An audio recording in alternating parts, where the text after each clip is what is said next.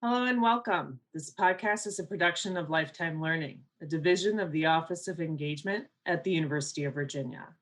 Lifetime Learning brings the knowledge and expertise of UVA's faculty to the university's alumni, parents, and friends. My name is Susan Lynch, and I am the Associate Director of Lifetime Learning at the University of Virginia's Office of Engagement. This podcast features Scott Doney, the Joe D. and Helen J. Kingdon Professor in Environmental Change in the Department of Environmental Sciences at the University of Virginia. His research focuses on how the global carbon cycle and ocean ecology respond to natural and human-driven climate change. One of his current areas of study is ocean acidification due to the invasion into the ocean of carbon dioxide and other chemicals from fossil fuel burning. In this podcast, Professor Doney will speak with us about coastal water quality. So thank you, Professor Doney, for being here today. Oh, thank you, Susan. Can you start by explaining coastal water quality and why is it an important issue for us to understand? Well, around the globe, but especially in the US, a lot of people live along the coastlines, whether it's in coastal cities along the East Coast or the West Coast or the Gulf, or in suburban and rural communities. And people depend upon the water in ways that they don't fully appreciate, right? So it's not just looking out on beautiful vistas. The habitat itself, all the wildlife, depends on the water quality. And one of the concerns is that if, with all the people living along the coast, if that water quality is degraded, it's going to impact not just recreational values, but commercial fishing, the habitat that wetlands provide, and just the overall general health of the coastal ecosystem. I see. So how are people altering the coastal water quality? So one of the problems is that people generate waste. So one of the concerns we're working on is sewage. And you may think, oh, this is a problem from the 1800s or the early 1900s. But in many communities, a lot of sewage is still discharged into coastal waters. And in many places, a lot of homes and businesses are on septic systems. And so that sewage leaches into the groundwater and then eventually gets to the coastal water. And so sewage brings with it, uh, it bacteria, but also excess nutrients. So when we eat food, we don't use up all the nutrients, gets into the sewage. When that water gets into the coastal waterways, it can cause algal blooms. And the same thing can happen because of excess fertilizer. So in some places, this is fertilizer, you want to put fertilizer on your lawn or on agricultural fields. And what we'd hope is that all that fertilizer would stay with the plants you're trying to fertilize. But unfortunately, some of it gets washed off, some of it leaches into the groundwater. And so those excess nutrients, in this case, a combination in some places of nitrogen and phosphorus, is making it into streams and in groundwater and getting into coastal estuaries, coastal bays. And similarly to sewage, that can cause these algal blooms. Now, one of the problems with algal blooms is that they disrupt the normal functioning of the coastal ocean. You get these really big algal blooms that some of them can be toxic. Well, you'll sometimes hear them called now harmful algal blooms or red tides. In some places, they're called brown tides. Some of it's just too much algae, and it actually can block the sunlight. So the plants that grow in shallow water don't get enough sunlight, so they can't grow. So eelgrass and seagrass beds are sometimes destroyed. Some of these algae actually produce toxic chemicals that affect not only marine life, but people. So in many places, not just in the coastal ocean, but now in, for example, some of the Great Lakes, um, you'll have closures of fisheries or shell fisheries because shellfish in particular are really good. They filter feed out algae out of the water column, but if those algae have toxins in them, they actually will concentrate their toxins in their tissue. And so we need to close those shellfish beds to protect people's health. So, and then the third way that this coastal pollution of nutrients affects coastal waterways is these algae blooms that are fueled by all these excess nutrients from sewage and from fertilizer. Eventually, they die. And so you have all of this algal biomass, and a lot of it gets consumed in the water by bacteria. And when the bacteria consume the organic matter, it's just like your respiration. You eat food, you breathe in oxygen. The bacteria are doing the same thing. And so a lot of coastal waterways are being choked off. All the oxygen is being sucked out of the water by these bacteria. And particularly during the summer when you have a lot of plant growth and a lot of algal growth, the water is warm, it can't hold much oxygen. Sometimes it's stratified, so the bottom waters aren't exposed to the atmosphere. You get these low oxygen events. And sometimes you'll hear this, the jargony phrase is nutrient eutrophication. Too many nutrients leads to hypoxia, which is basically low oxygen. And in many places, this is affecting fish and invertebrates that normally live along the bottom. If the oxygen gets too low, they die, and you'll get fish kills because of these low oxygen events. So those are sort of the three big issues um, around nutrients. One is too much algae, so you're affecting the normal plant growth along the bottom because you've cut off the light.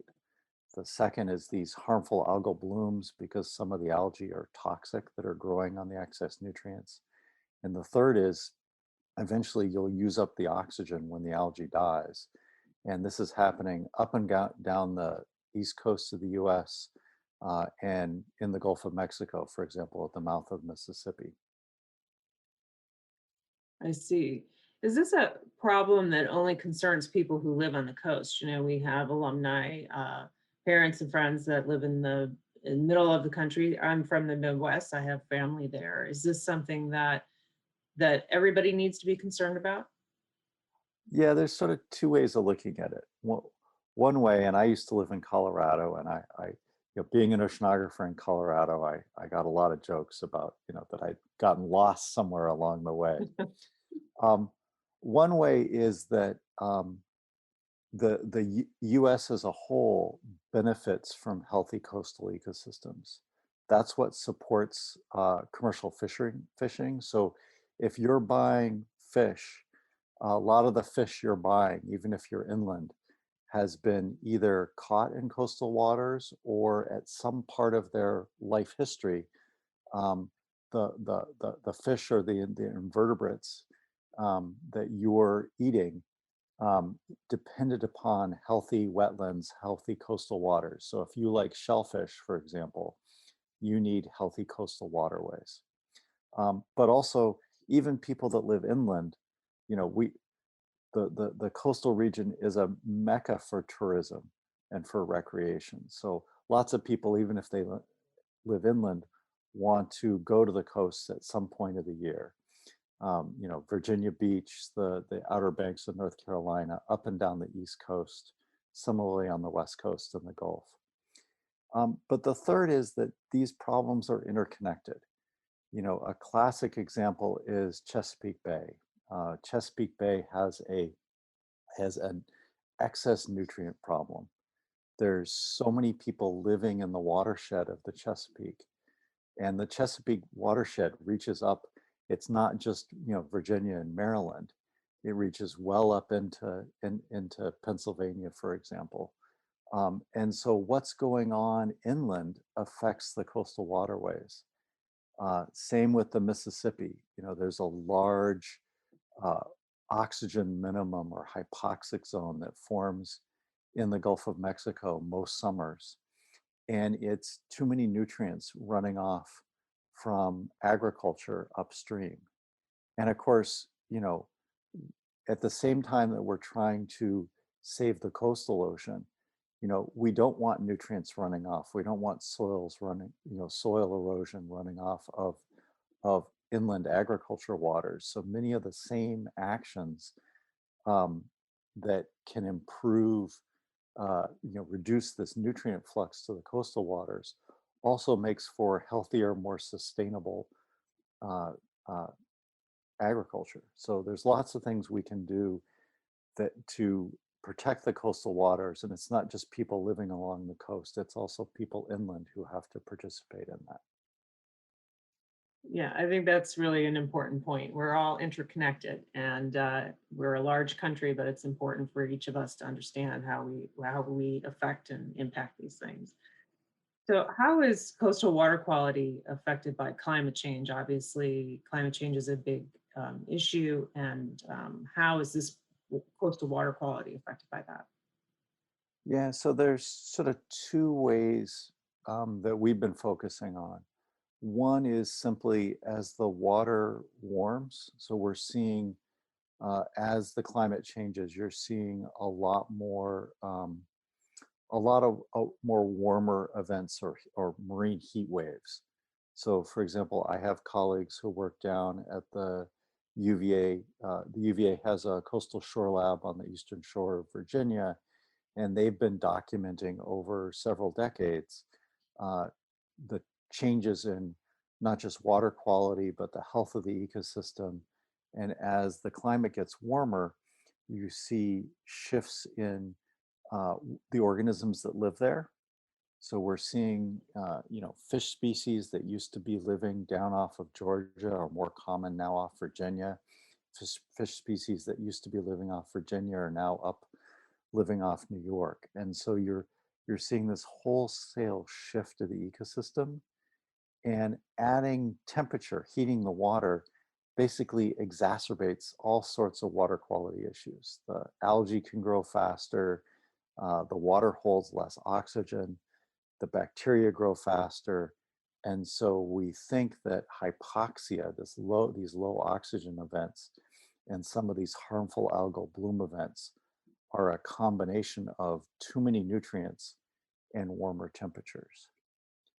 The other thing that's affecting the coastal region in general, which expands beyond just water quality, is sea level rise and storms. So as as climate is changing, we're actually heating the ocean. And you won't think about, that if you take a glass of water and heat it up, it actually slightly expands. But the volume of the ocean is so large that as you warm it up, there's enough of an increase in volume that we're actually seeing a gradual rise in sea level around the globe.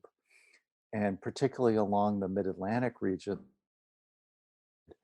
by changes in ocean circulation driven by climate change, and also melting of ice at the poles.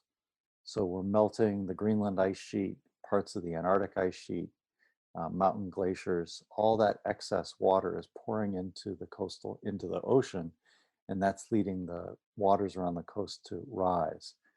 In Virginia, the land's actually sinking as well, which is a sort of a longer story tied to the glacial geology from tens of thousands of years ago. We're still seeing responses of the earth to that. The problem is that as the coastline shrinks or sea levels rising, coastlines are retreating, the wetlands are often getting squeezed out. So the wetlands, coastal marshes, for example, are great water filters. They clean up the water and some of the pollution that's coming from land. But what's happening is the sea level's coming in from one side.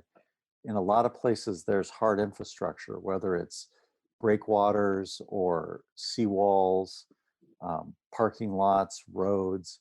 There's no place for these wetlands. They get squeezed out.